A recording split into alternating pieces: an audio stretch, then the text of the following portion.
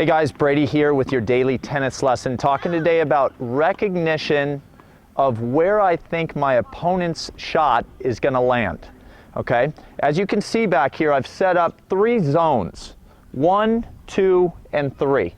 Okay, generally what I want to do is see my opponent hit the shot and take my best guess as to which target their ball is going to land closest to.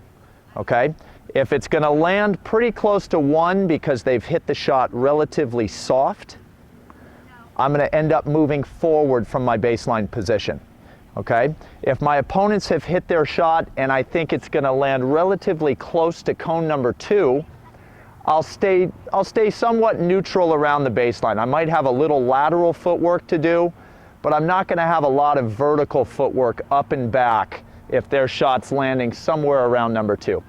Okay, now if the opponent's ball is coming in high with some pace and some spin and looks like it's going to get to cone number 3, that's a shot that I'm going to have to get myself back farther to be able to play from waist level. Okay, and again, the goal here is to recognize where I think their shot's going to land. I do not have to tell myself to run all the way up to these cones, because that usually would not leave me enough space to really swing out and hit the ball. So these again are specifically landing zone ideas of where I think their shot is going to end up. I'll have some footwork vertical if they land in 1 or 3, and a little bit lateral in 2. Okay, so what I'm going to do, I'm going to back up.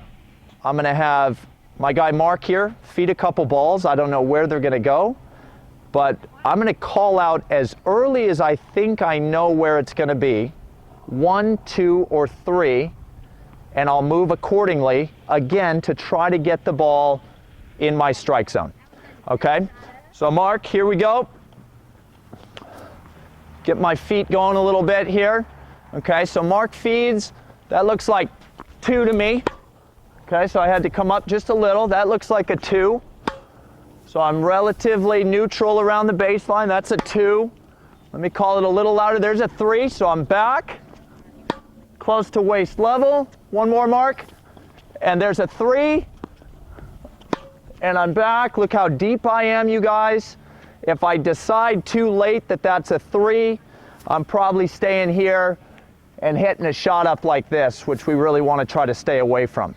Okay, probably the one we haven't seen yet is a 1, and you guys can see it landed up by 1, and I'm actually still standing by cone number 2. So you want to, again, leave yourself some distance between where you think the ball's going to land and where you're going to hit from, because it's obviously going to release back in the court some.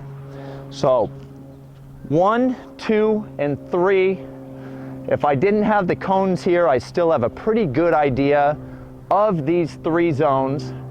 And it's a great way for you guys to practice, is to see the opponent's ball, take your best guess which one it will be closest to, call it out for yourself, and move accordingly. Okay? Great way to recognize and play ahead of the game, so to speak. All right, so that's all I got for you guys today. Please click like below this video, and if you happen to be watching on YouTube, please subscribe to our channel. Thanks, and we'll see you guys soon.